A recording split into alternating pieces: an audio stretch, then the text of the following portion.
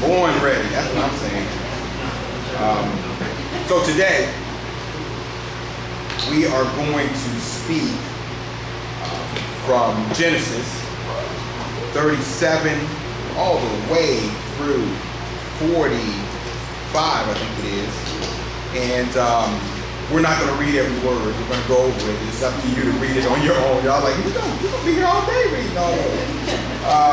I heard y'all. We're going to be, the service is called Take Note of Joseph's Life. We're going to talk about Joseph this morning. I'm going to give you some history, and then we're going to read a few of the scriptures in here. And so I want you to take note of Joseph's life. I want you to write down everything that you can that we talk about this morning, because I want you to do the study on your own and read it, because there's so much more than what we're going to go over in 30, 45 minutes. So, Joseph, it's the part of his life we're talking about is when he was 17 years old. Joseph was obedient. He was a 17-year-old, and he was the son of Jacob. I'm sure you're familiar with Abraham, Isaac, and Jacob. Well, he was the son of Jacob. He was one of the sons of Jacob. Jacob had 11 sons, or 12 sons. Joseph just happened to be one of those sons, and 11 brothers is what Joseph had. And so we want to go over Joseph, the life of Joseph, so that you can understand this. 10 of those brothers that he had were half brothers, which means that they had different mothers, but they were all fathered by Jacob. And Jacob, you know, when you're reading through this scripture, Jacob is also called Israel, because his name was changed by God when he wrestled with God. And when he wrestled with God and had a disagreement with God and wrestled with God, he said, I won't do something until you bless me. And his hip was dislocated. Well, that was Jacob, and after that, Jacob became Israel. Now, so I'm going to be using Jacob this morning because I don't want to go back and forth with the names. So, Jacob was the father of Joseph and 11 other boys. And 10 of those were half brothers to Joseph. One of them had the same mother as Joseph did, which was Rachel. And so where it starts off is when Joseph was 17 years old, he was tending to the flocks. And as he was tending to the flocks, his brothers were out there with him. And Joseph didn't care what anybody else thought. Joseph was all about God and serving his father. And so Joseph brought back a bad report on his brothers to his father. And when he brought back a bad report on his brothers to his father, I'm sure the brothers got in trouble. However, the brothers did not like Joseph because he had that attitude like that. He wasn't part of the clique and said, oh, the brothers were all together. No, whatever was wrong or whatever was done right, Joseph was the one who went back and told father. He was kind of the tattletale of the group. Y'all know the tattletales, right? They're either the young ones or the ones who are not part of the clique, but Joseph was the tattletale. But his reasoning wasn't just to gain favor with his father. His reasoning was because he wanted what was right to be done and what was wrong to be told. And so Joseph brought back a bad report on his 10 half brothers. Now, he did not bring back a bad report on Benjamin. Benjamin is the brother that is full brother to him. They both have the same mother. And so he did not bring back a bad report on Benjamin, but he brought back a bad report on his other half brothers. Now, this, of course, is not going to make him popular with the brothers. It's not going to make him popular in the household. It just shows that he was continuing to be faithful as a servant. He wasn't focused on what you thought or what you cared about. He was focused on what was right and what was wrong. Shouldn't we all be like that? We should all be about what's right and what's wrong. But some of us like, man, you my homeboy. I'm not going to go down for you. And then they send you to jail and go with you. And so that's a side note. Y'all get that later. And so though that wasn't popular through the brothers, it was something that Joseph continued to do because he was a faithful servant. And naturally his brothers hated him because of that. Naturally, they didn't like him, but it was even worse. They actually literally hated him. They hated that brother And that word hate, even in the Hebrew Bible, means dislike intensely. So they did not like their brother. Anybody ever had? Don't raise your hands. Don't raise your hands. But they didn't like their brother for whatever reason. And in verse 3, we're starting from 37. Verse 3, they also didn't like him for the fact that their father Jacob favored him. And so the father, there's one thing that they don't like him because he tells on them all the time, but it's another thing that they don't like him because his father favors him. In the household back then, the father would always, for the first son, a form of respecting the son and knowing that the son is going to receive the inheritance, they would they would make the son what we call a tunic. It's like a robe and it's got ornaments on it, and so they would make the son one of those, and that would identify that son. That's the firstborn. That's the son who's going to receive most of the inheritance. Well, Reuben was the firstborn son of all those sons, but Jacob, Joseph, all their father Jacob made a tunic for Joseph. And so that's almost, if you look at it, it's almost like, hey, why are you making a tunic for him and not for Reuben? And so that all the more made them have a reason to hate Jacob, or to hate Joseph, I'm saying. And so Jacob also loved him and showed favor on him, and it said it in the scripture that he loved and favored, that he loved him more than the other brothers. And he loved him more than the other brothers for several reasons, a couple reasons. Sometimes that's dangerous to love one child more than the other child. Each child has their own flaws and differences and goods and bads, and so you should love all your children equally, no matter where they come from or what they deal with. But Jacob showed favor for his son Joseph, which was dangerous because it made the other sons jealous. Now, one, because he showed favor because the child was born of Rachel. And Rachel was his wife that he loved tremendously, but she had trouble conceiving. And because she had trouble conceiving, when she was able to conceive, Jacob was happy. He was really happy. So he really loved that child that was born. That was the firstborn of Rachel, but it wasn't the firstborn of his sons. And so, one, because he favored him because it was Rachel's first son, and two, because he was old. And as Jacob was old, he was happy that he was able to have another son, and so he favored that son. The robe was made for Joseph, and the other children were upset, not just about that, but about everything else dealing with that son. Now, Joseph, the son, he had two dreams, and I want you to get this. He had two dreams, and both of them were both of the dreams were symbolizing that he would reign over his other brothers. You get that? He had two dreams, and both of the dreams were symbolizing that he would reign over his other brothers.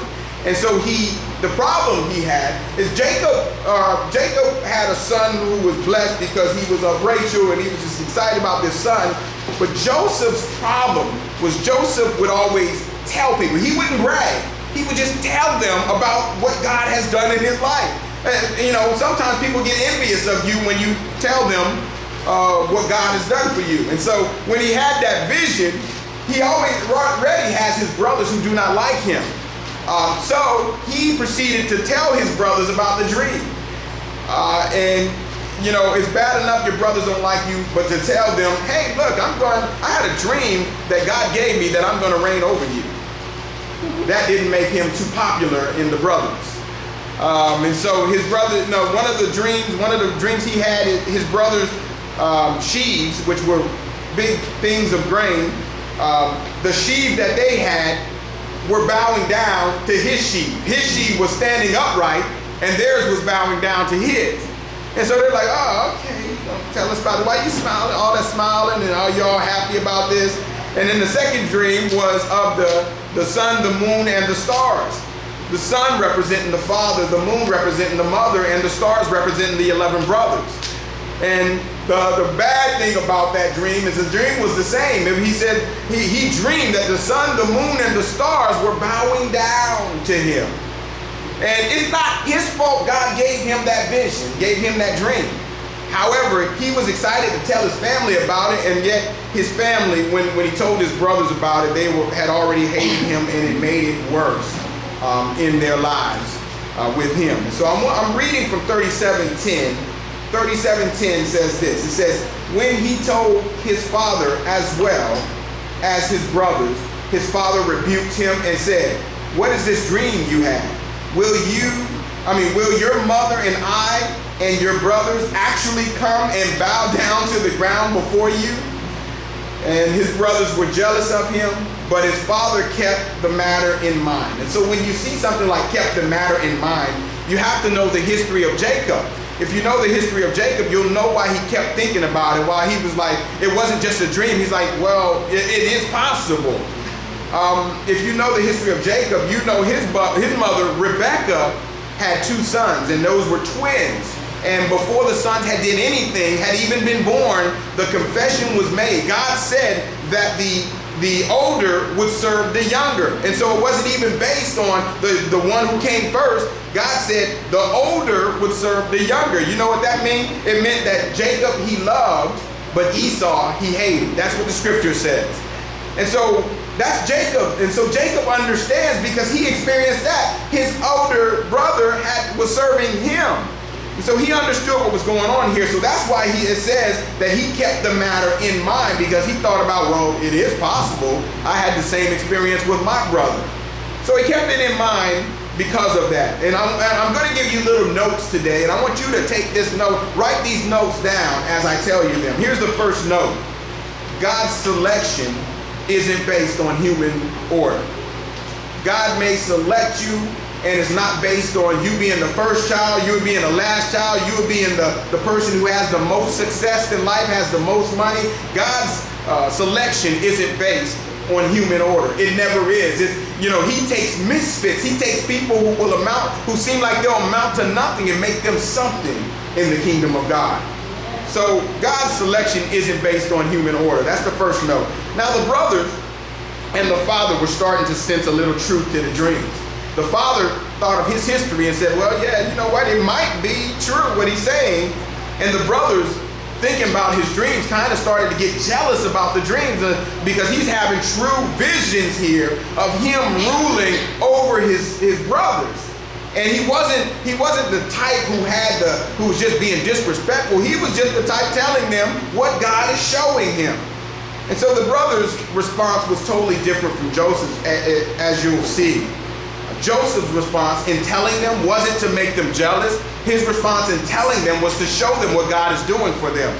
But their response were always out of jealousy, because they were envious of Joseph. They hated him because of things that happened in his life, because of the favor that God had on his life.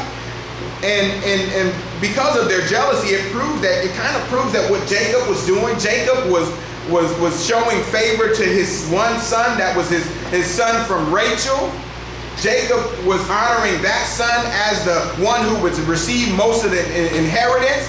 Well, it kind of confirmed what he was dealing with then, because he was seeing Joseph as a man who was seeking after God, not a man who was seeking after self. And he saw the other brothers as envious and jealous and always operating in jealousy.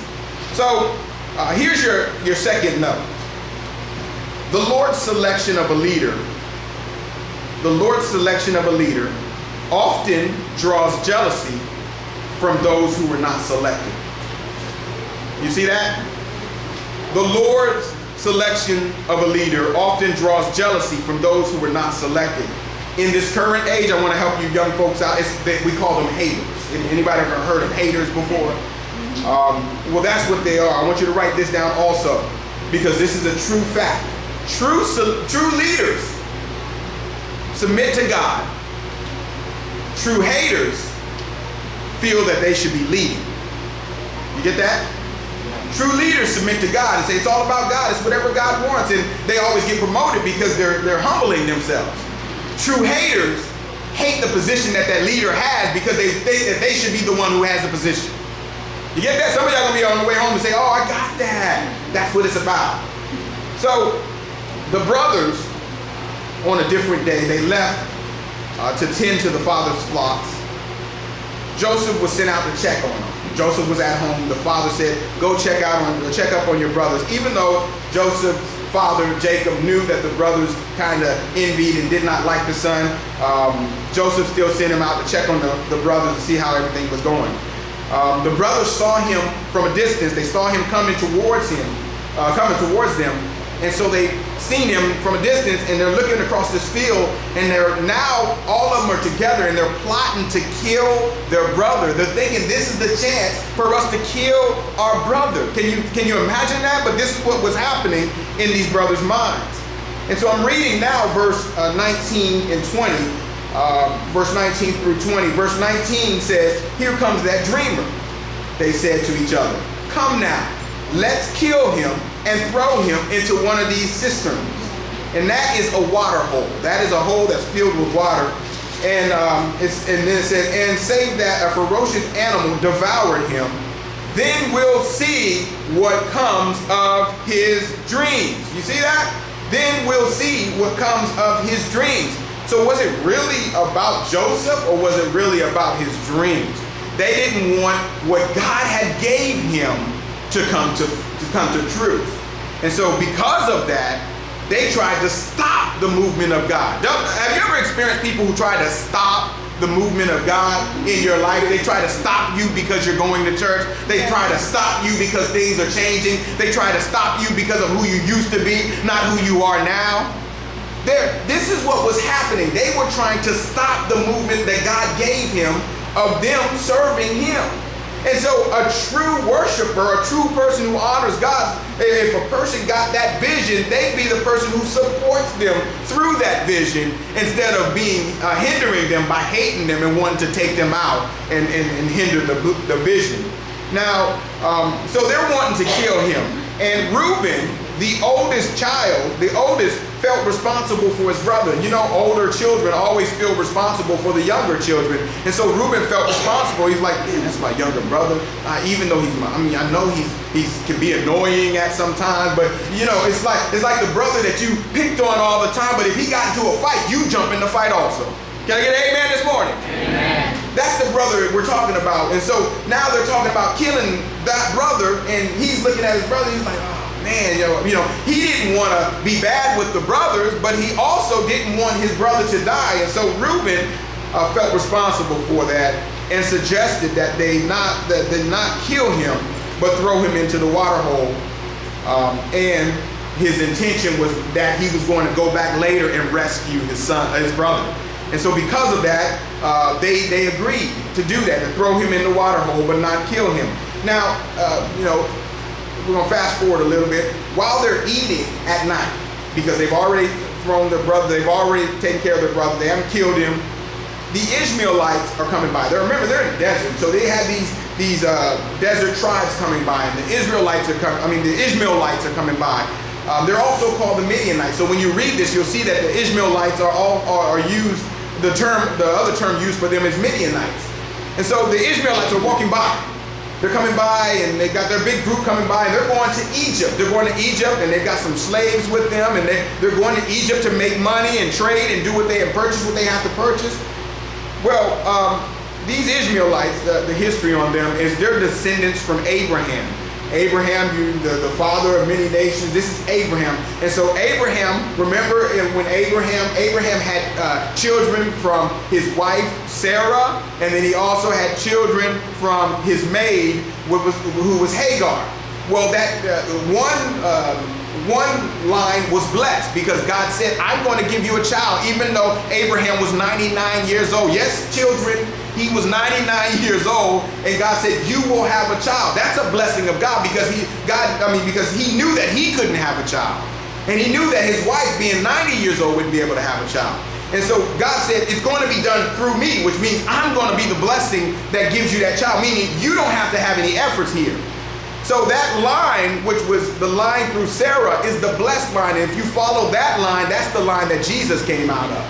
Then you have the other line that operated through Hagar, which means that's what Abraham tried to do himself. When God is doing a work, it's always God doing it, not you. And so Abraham had children that came through Hagar. Well, that's the line that's not blessed versus the line that is blessed. I want you to raise your hand and say, I'm of the blessed line. I'm of the blessed line. Did you know you're of the blessed line through Jesus Christ? Amen. All right, all right. So the Israelites are coming by, and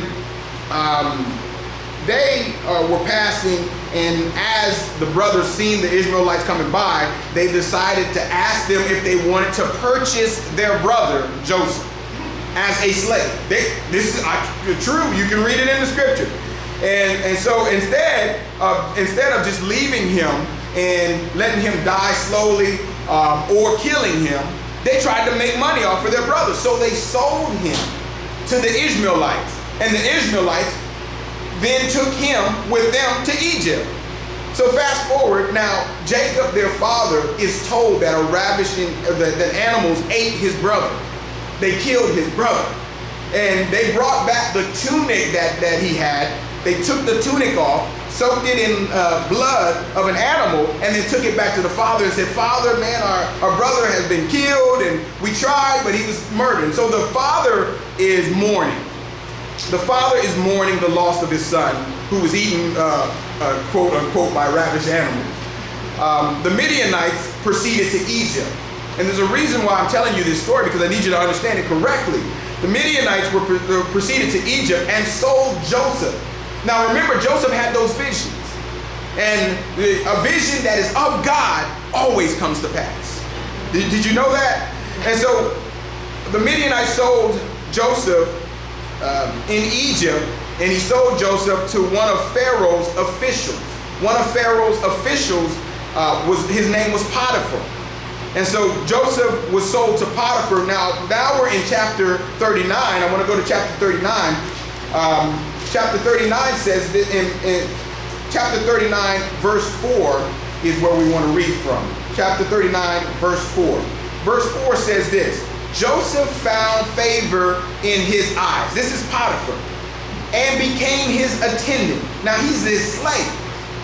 Potiphar put him in charge of the household, and he entrusted to his care everything he owned.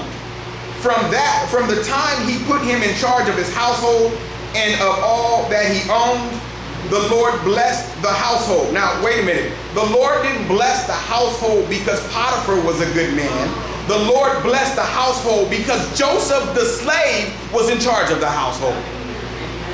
I need you to get this, because some of you look at your circumstances and think your circumstances dictate where you go or who you are. And you got to understand you serve a God who's bigger than everything. And if your God says that you are his child, it doesn't matter if you're a slave. We'll get into that later. And of all that he owned, the Lord blessed the household of Egypt because of Joseph. The blessing of the Lord was on everything Potiphar had, both in the house and in the field. So Potiphar left everything he had in Joseph's care. With Joseph in charge, he did not concern himself with anything except the food he ate. Now, this helps us understand that Potiphar was a blessed man because of the man of God he had with him. Look, that still operates today. Did you know that? People are blessed because you work where you work. Did you know that? People are blessed because they have you in their presence, and you represent God. So Joseph was, I want you to write this down. Potiphar was blessed because Joseph was in charge. Potiphar was blessed because Joseph was in charge. Now understand this, Potiphar was blessed because of Joseph.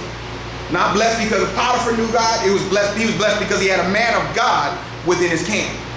And so Potiphar was blessed because of Joseph. Joseph was blessed because he was a child of God, chosen by God. Joseph was blessed not because of any works he did, not because of anything he did special, but because God chose him. He was chosen by God, so it wasn't by works. So get this. So if there's no Joseph in Potiphar's house, there's no God. If there's no God, there's no faith. And so here's my second note. Here's my other note here. When there is favor on your life because of God, there will be attacks. Do you understand that? Some of you think you go through your circumstances because you're a bad person. Or you go through your circumstances because you don't act right. Or you go through your circumstances because God doesn't love you. And I'm telling you here, when there is favor on your life because of God, there will be attacks. And the reason I'm saying that is because of verse 39 here, or 39 verse 6. Verse 6 says this in specific. Verse 6 says, now Joseph was well built and handsome. Now why would they say that? Because Joseph they've been talking about Joseph since a few chapters ago, and now they're saying he was well built and handsome. Don't that tells you, everybody say, uh-oh. Uh-oh. Something's about to happen. Joseph was well built and handsome, and after a while, his master's wife took notice of Joseph and said, come to bed with me. Everybody say, uh-oh. Uh-oh. But he refused. Now, it says, but he refused, and then it says, with me in charge. This is what he said.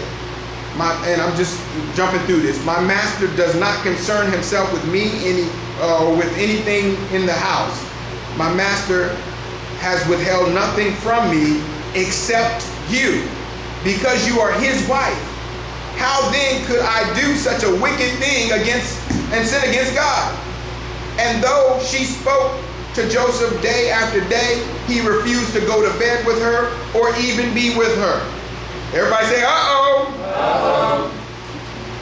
So she tried, he refused, and then something else happened. We want to read in verse 10 and 11. It says, one day went up to the house to tend to his duties, and none of the house servants was inside. Everybody say, uh-oh. Uh-oh. She caught him by his cloak and said, come to bed with me. But he left his cloak in her hands and ran out of the house. Go Joseph. Then verse 14 says, she called her household servant. Look, she said to them, this Hebrew has been brought to us to make a sport out of us. He came in here to sleep with me, but I screamed. When he heard me scream for help, he left his cloak beside and ran out of the house. Everybody say, uh-oh. Uh-oh. So she tried, he refused. She claimed that he raped her, or he was trying to rape her, and Potiphar had him thrown into prison because of that. So he's thrown into prison now for something he didn't do. He's not guilty, but he's thrown into prison for something he did not do. Do you think he said your wife is lying? Probably not. Do you think he said anything against his wife? No. Why? Because it was his wife, not because of anything else. Do you think he claimed otherwise and said she's the devil and saying the wrong thing? No. He didn't say that. But he got punished because of that. And so he's thrown into prison, and you're thinking, man, what a tough life. First his brothers throw him and then sell him, and then he's thrown into prison for something he didn't do. Both things, he's penalized for something he didn't do. Now, we look at our lives and say, God, why are you penalizing me? Or why are you getting in my life and causing havoc? And God is saying, in the scripture, I've shown you that I always do that for my children, because I have a plan that's bigger than your thoughts. Why am I going through this havoc in my household? Why am I having these problems in my life? God says, I've always done it. You just haven't read the scripture. But there's good light at the end of the tunnel. So we're going to keep on reading here. So Potiphar had him thrown into prison. And now we're reading from 39:20 through 23. 39:20 says, Joseph's master took him and put him in prison. The palace where the king's prisoners was confined. So he wasn't in the prison with all the other prisoners. He was confined in the prison where all the king's prisoners were. And then it says, but while Joseph was there in prison, the Lord was with him. Wait a minute, why didn't the Lord leave him? Because the Lord chose him. And so the Lord was with him and said he showed him kindness and granted him favor in the eyes of the prison warden. Wait a minute. He's not with Potiphar anymore. He's not with his brothers anymore. But God still has favor on him. Why? Because he's operating and focusing on God, not his circumstance. And so he showed him kindness and granted him favor in the eyes of the prison warden. So the warden put Joseph in charge of all things held in the prison. Now he's in charge of those things. He was in charge of Potiphar's stuff. Now he's in charge of the prison. And he was made responsible for all that was done there. The warden paid no attention to anything under Joseph's care because the Lord was with Joseph and gave him success in whatever he did. Now, Joseph is in prison. He could have been mad because of his circumstances. He could have been upset because of what he was going through. He could have been mad because he knows that he's a man of God and he should be in higher places. But God has purposes for whatever he puts a person in or puts a person to do. You got to trust that his life that he has for you is not always how you look at your own life. So chapter 40 is this. Chapter 40 says, talks about, first of all, there's a cupbearer and a baker that offended Pharaoh. Now I want you to know where is Joseph at right now? Everybody say prison. Prison. So there's a cupbearer. I want you to see how God works. There's a cupbearer and a baker that offended Pharaoh. Pharaoh, the top dog, the guy above Potiphar, the main guy, the king, he is the deal. So there's a cupbearer and a baker that offended Pharaoh. When they were both placed in the same prison as Joseph. They both had dreams they couldn't interpret. Joseph interpreted them both. Now, here's what he did. He told the cupbearer he was going to be reinstated to Pharaoh. He said, oh, this is all well. Your dream is just telling you that you're going to be reinstated, and Pharaoh, you're going to be the cupbearer, the one who brings the cup to Pharaoh. You're going to be reinstated to do that. And you're going to be released. And so he's like, yay, how many people will be out? Yay, I thought I was going to die and this and that. And so he told them this, and this is 40, we're in 40 now. It's verse 14. He says, but when all goes well with you, remember me and show me kindness. Mention me to Pharaoh and get me out of this prison. This is what Joseph is asking. Joseph is saying, look, this is your dream. I've interpreted it because God gave me this vision of what your dream was about, gave me clarity on it. All I ask is that when you get out, everybody say, remember me. Remember me. That's all he's asking. And so the baker is there, and the baker's saying, well, now that he got a favorable interpretation, let me ask him about my dream. And so he asked the baker about his dream, and Joseph told the baker, he said, you will be impaled on a pole and eaten by birds. Can you imagine being, no, I wanted that same interpretation that you had with this other person. He said, no, you're going to be killed in the next few days and impaled on a pole by Pharaoh. So the baker's like, dang, man, maybe I shouldn't have asked. And so we're reading verse 23. Verse 23 says this. Verse 23 says, the cupbearer, the chief cupbearer, this is after he was reinstated, however, did not remember Joseph. He forgot him. So he got out, and he was so excited about getting out that he forgot about Joseph. Now, think about it. Joseph is a blessed man of God. Joseph is thinking, since I've confessed and told this man to remember me, God is going to make sure he remembers me.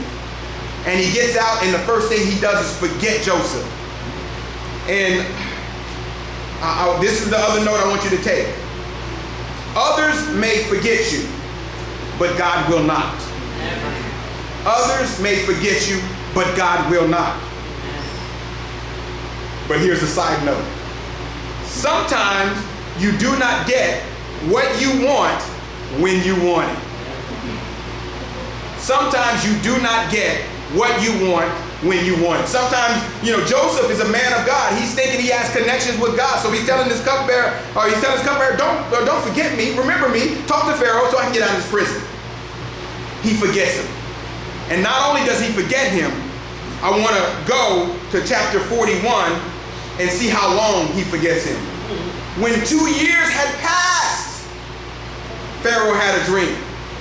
So it's already 2 years, he's still in prison.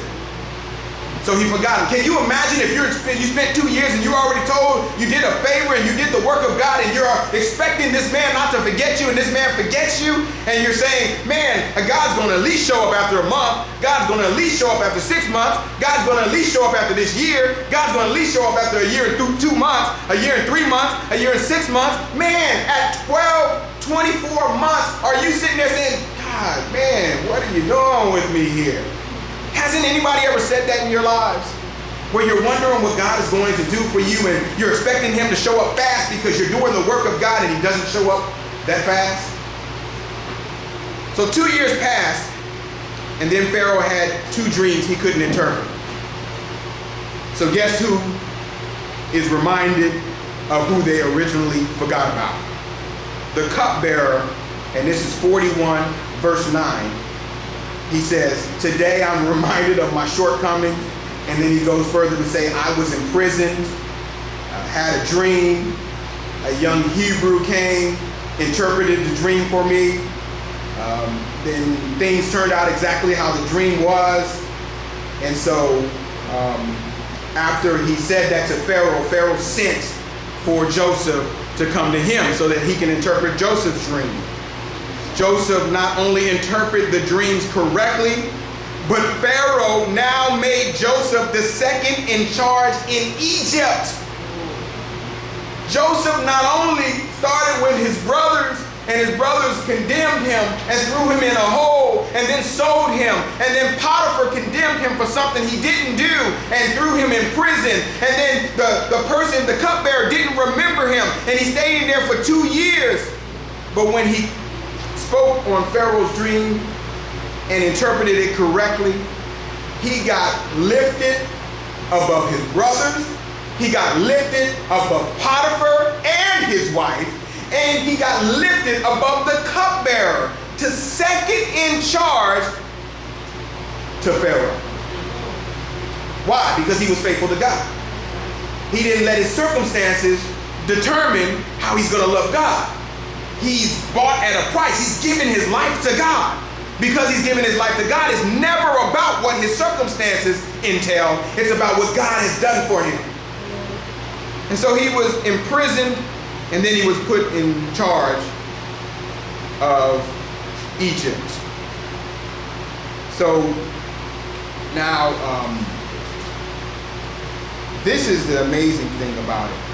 Joseph not only did what he was supposed to do with Pharaoh, not only was put in charge of Egypt, but you got to ask yourself this question: wasn't it worth it? Would it have been worth staying in jail 2 more years to be in control of Egypt? The only person you answer to is the king of Egypt. You have full control. He is the governor now. He has full control, full access to make decisions and do everything. And the only person he answers to is the Pharaoh. Now, the Pharaoh put him in charge, and he interpreted the dream that he interpreted for Pharaoh was this. I want you to write this down: 7 years of plenty, 7 years of famine. 7 years of plenty, 7 years of famine. Now, since now he's in control during the first 7 years, because God told them they were going to be blessed for 7 years, and then they were going to have famine for 7 years. He's talking about everybody. And so Joseph was smart because he was working of God, and Pharaoh was smart because he put Joseph in charge. And now that Joseph is working through God and having control under Pharaoh, this is what Joseph did. For the first 7 years of plenty, he stored up.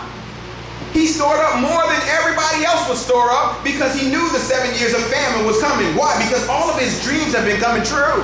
All of his interpretations have been exact. So he stored up food while everyone else was unaware. So when the famine came, guess what? Only Joseph in Egypt had food. Everybody else had to come to them for food. Chapter 42. I want you to understand what's about to happen here. Jacob, his father, now hears of the grain in Egypt, because now there's a famine going on. And he sends 10 of his sons to get grain from Egypt. He did not know his other son was still alive. So he sent his 10 other sons to go get grain, to retrieve grain. And he didn't send Benjamin because Benjamin was his original, his other son to Rachel, and his one brother had already died, and his one son had already died, and he didn't want his other son to die, so he sent his other 10 out. He said, y'all go out. He didn't know if those 10, something was going to happen to his other son, so he sent those 10 out.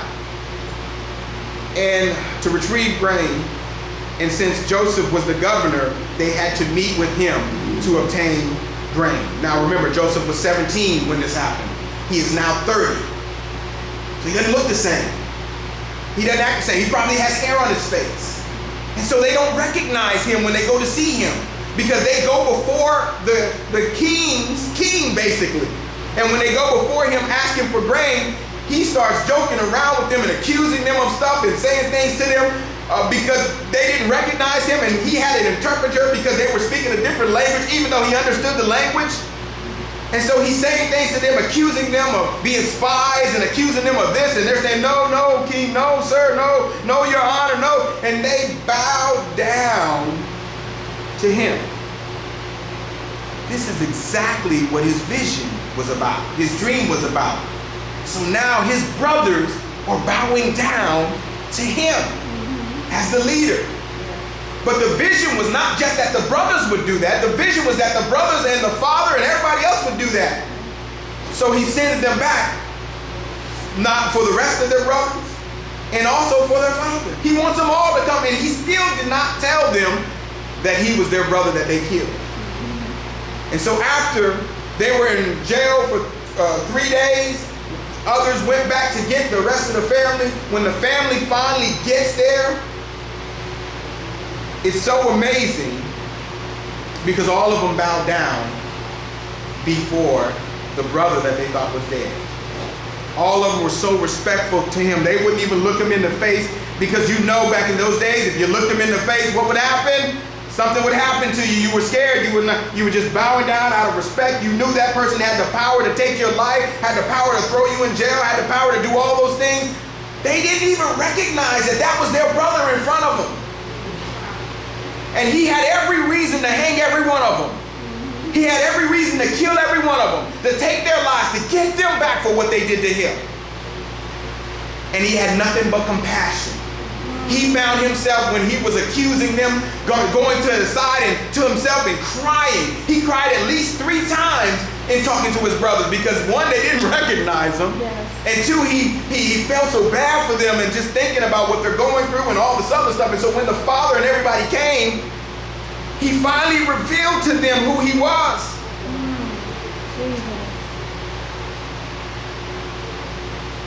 He takes them through these trials. But in 45, you want to go to 45 now.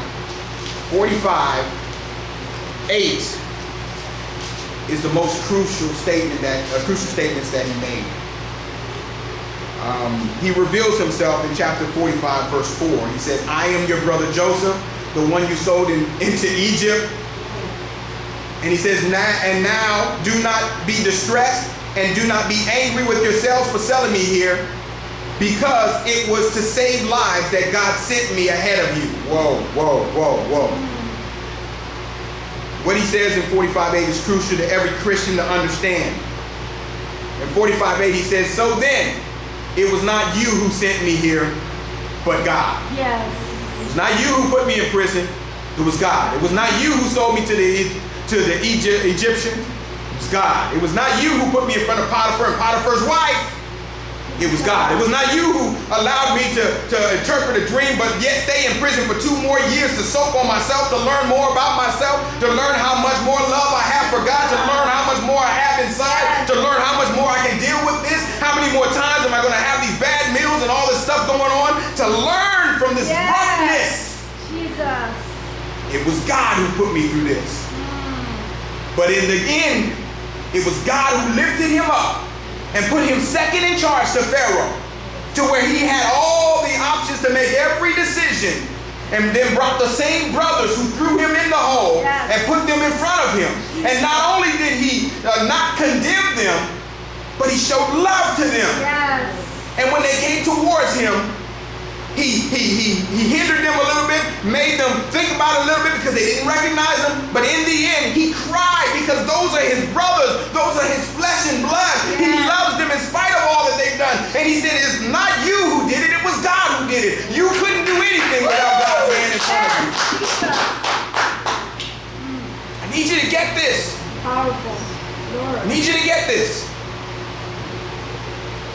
No matter what circumstance you deal with in your life, you got to trust that it was God. If you prayed last night and destruction comes in the morning, it's because God wanted it to happen. Yes. Stop blaming everybody else for your circumstance and give glory to God for what you have in your life.